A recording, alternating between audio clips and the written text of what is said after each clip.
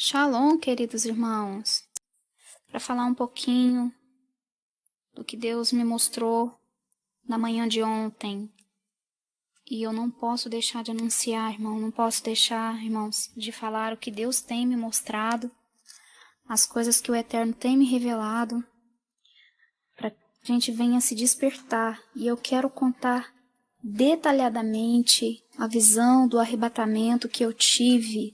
Para você que tem dúvida de que o arrebatamento é antes ou depois da grande tribulação, dormi sentada a ponto de virar na cama, porque eu havia dormido pela manhã, estava buscando a presença de Deus, e acabei dormindo tarde demais, e tive essa visão no período da manhã, irmãos.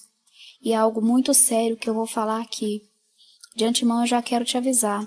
Pessoas que ficarem, igreja, pessoas cristãs que ficarem na grande tribulação, irmãos, não vai ser fácil. Não vai ser fácil. As pessoas não têm acreditado. A palavra tem sido pregada. O grito da meia-noite tem sido pregado, irmãos. E ali, por 25 minutos, que foi exatamente o que eu dormi. 25 minutos eu tive uma visão que foi no profundo, tá? Já não é de hoje que ele vem falando com o pai. Pai, me mostra. Pai, fala comigo, falando no oculto. Sabe, quem me conhece, me tem lá no WhatsApp, sabe que às vezes eu dou uma sumida porque eu vou para oração, eu vou buscar o Senhor. E o Senhor, ele sempre tem resposta para aqueles que o buscam. E dormi e sonhei que eu estava em um culto no lar, em uma casa. E de repente, irmãos, a gente cultuando, louvando. Eu estava um crente morno, dispersa, não prestava atenção no culto, não adorava com intensidade ao Pai. Eu estava preocupada com o mover, com as crianças, com o barulho das crianças que estavam brincando naquele culto, no sonho. E de repente, do nada, sumiu. Mais ou menos 80% daquelas pessoas que estavam no culto com a gente sumiu. E eu olhava e dizia, foi o arrebatamento que aconteceu. Tava eu, meu esposo e algumas pessoas ficavam. E no sonho é tão interessante que o Senhor fazia eu entender que eu havia ficado para eu sentir o que as pessoas iriam sentir quando elas ficassem no arrebatamento da igreja. Porque essa pessoa dispersa, irmãos, não para me gabar, porque eu não mereço glória de nada, eu sou falha, pecadora como qualquer um, e estou sujeita a ficar no arrebatamento se eu não santificar a minha vida. Mas o Senhor me permitiu no sonho que eu ficasse para que eu viesse entender a sensação das pessoas. Daí, queridos irmãos, eu dizia para aquele grupo de irmãos, falava, irmãos, nós precisamos nesse momento nos unir e encontrar o máximo de pessoas possíveis que ficou e falarmos que Jesus voltou. Tá. Dali, queridos, a gente foi para a rua para encontrar o máximo de pessoas possível. E a gente parou de frente de uma igreja, de uma denominação, e o pastor saía ali para o lado de fora com alguns obreiros, a igreja em alvoroço, algumas pessoas chorando, algumas pessoas de cara fechada, e o pastor de cara meio amarrada. E eu dizia para ele, pastor, o senhor pregou que Jesus ia voltar depois da grande tribulação. Olha só o que aconteceu. O Senhor perverteu muitas almas porque as pessoas estavam esperando a manifestação do anticristo e essas pessoas viveram de qualquer jeito. Quantas pessoas estavam bebendo, fumando, pessoas estavam na pornografia, na fornicação, estavam na prostituição, escondido, pastor, porque o Senhor pregava que a igreja ia passar pelo período da grande tribulação. Mas veja bem, a igreja foi arrebatada, pastor, e agora o que o senhor vai fazer?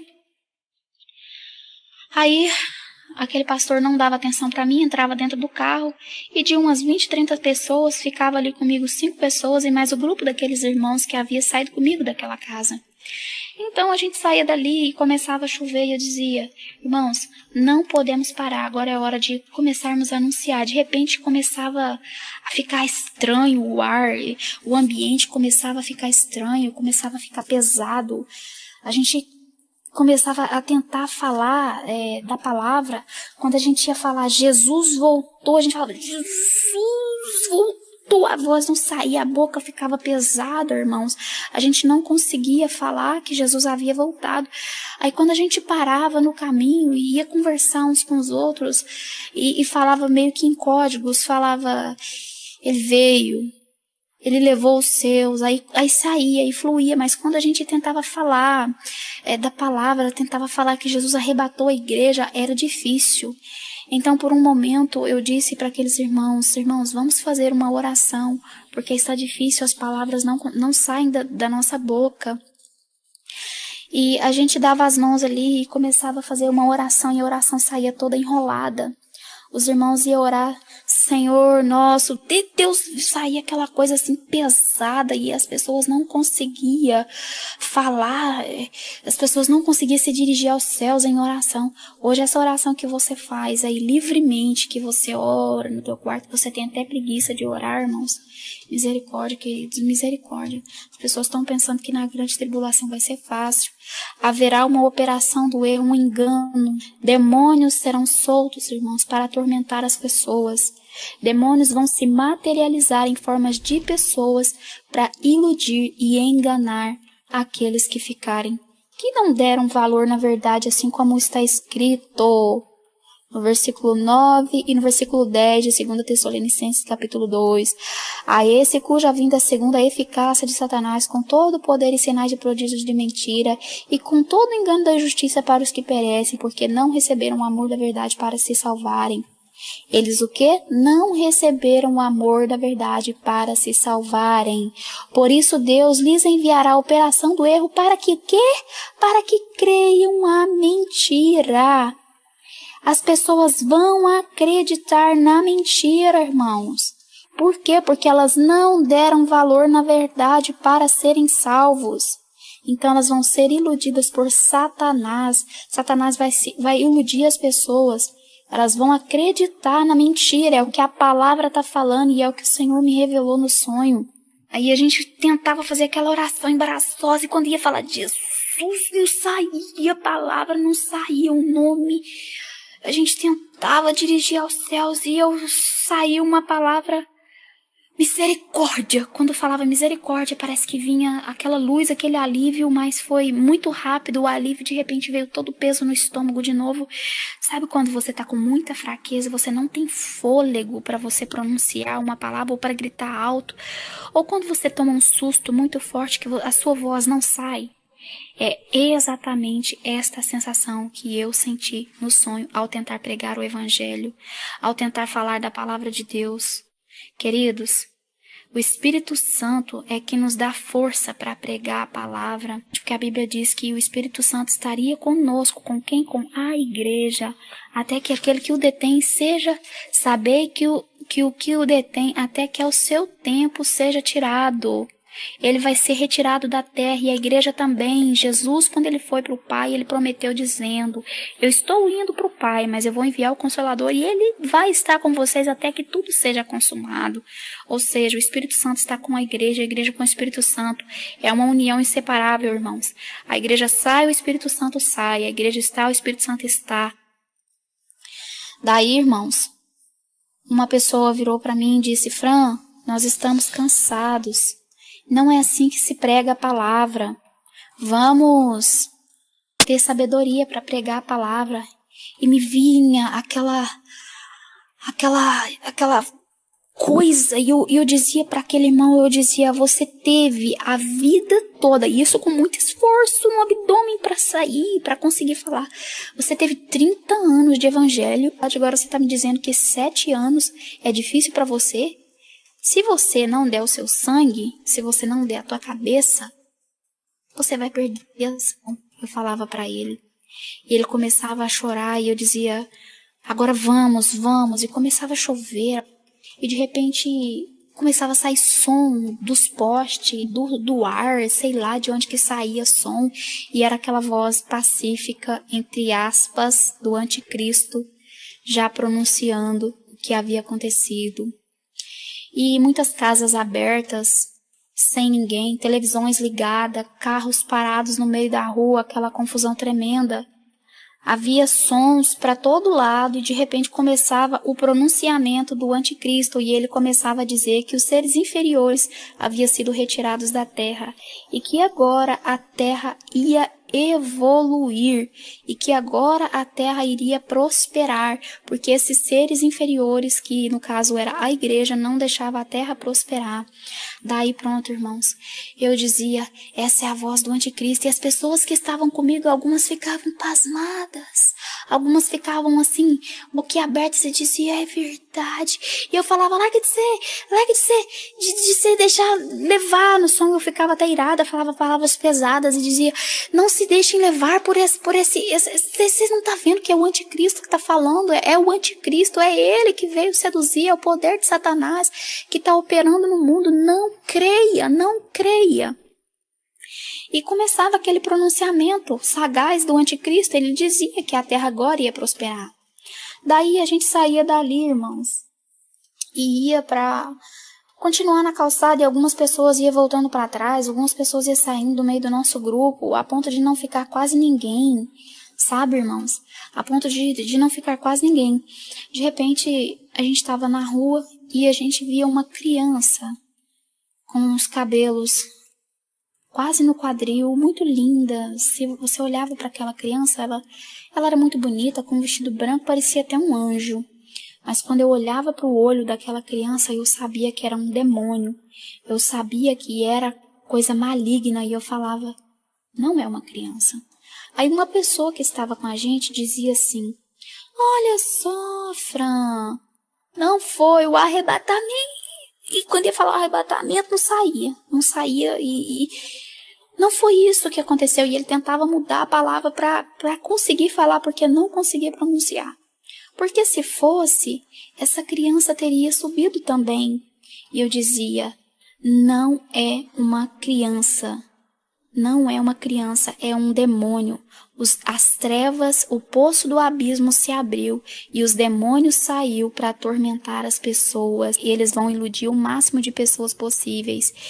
E aquele cara olhava para mim e falava assim, Fran, é uma criança mais linda.